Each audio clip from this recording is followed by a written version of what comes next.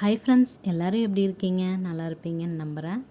இன்றைக்கி என்ன பதிவு பார்க்க போகிறோன்னா, நம்மை வீழ்த்த நினைப்பவர்களை பற்றி தாங்க பார்க்க போகிறோம். இது எதுக்காக அப்படின்னா, இவங்கனால நம்மளோட இயல்பைவே மறந்துட்டு நம்ம நிதானத்தை இழந்துடுறோம். முக்கியமான இடத்துல நம்ம ஒரு பதட்டமான மனநிலையிலையோ இல்லை ஒரு நம்மளோட கோபத்தை வெளிப்படுத்துறது, நம்மளை அறியாமையே நம்ம கோபத்தை வெளிப்படுத்திடுவோம்.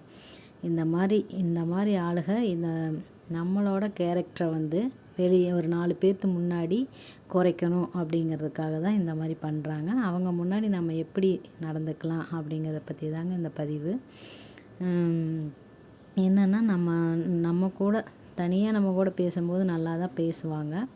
ஆனால் 4 பேர்த்து முன்னாடி நம்மளோட மதிப்பு குறையிற மாதிரி பேசுவாங்க. அப்போ நம்மளுக்கே ஷாக்கிங்காக இருக்கும், என்னடா இப்படி பேசுகிறாங்க அப்படின்னு. நம்ம அந்த இடத்துல ஒன்று கோவப்பட்டு ஏதாவது ஒன்று பேசிடுவோம், நம்மளுக்கு என்ன பண்ணுறதுன்னு தெரியாது, ஒரு பதட்டத்துக்கு வந்துடுவோம். இந்த மாதிரி சூழ்நிலையில் வரும்போது நம்மளோட இயல்பை இழக்காமல் கொஞ்சம் நிதானமாக இருக்கணுங்க.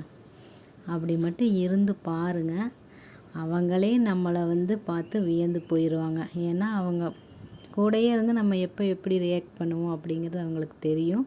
அதை வச்சு தான் அவங்க 4 பேர்த்து முன்னாடி நம்மளோட மதிப்பை குறைக்கிறதுக்காக இந்த மாதிரி பண்ணுறது.